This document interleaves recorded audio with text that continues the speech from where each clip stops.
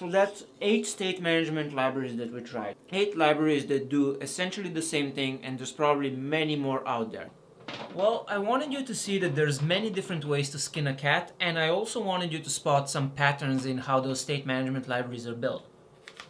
If you've been paying attention, you probably noticed that even though we used 8 different state management libraries, they're all essentially the same. They use very similar principles, very similar approaches to doing things. Really, the final choice of which state management library, if at all, you should use depends completely on, it's mostly about taste.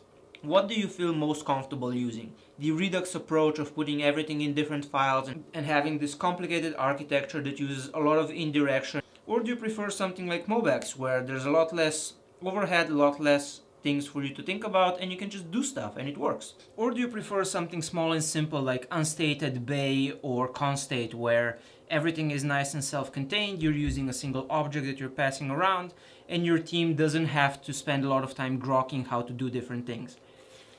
Really, at the end of the day, there's no such thing as the perfect state management library. It all depends on your team size, how fast you want to work, whether you're used to more functional patterns or more object-oriented patterns, whether you prefer your state to be immutable or mutable, how much code you want to write, how much, things like that. It mostly depends just on your preferences and your habits. But here's something that all state management libraries have in common. Everything will have a state, and there will be some sort of action that lets you change state, and you will always have some way to calculate computed values which are derived from your state but not directly saved in state. State is either mutable or immutable. As somebody who uses the state management library, you probably will never have to care whether this is mutable or immutable. You will always have some sort of actions. These are usually functions that let you change state. And that's really all you need to know about state management libraries. They're all very similar.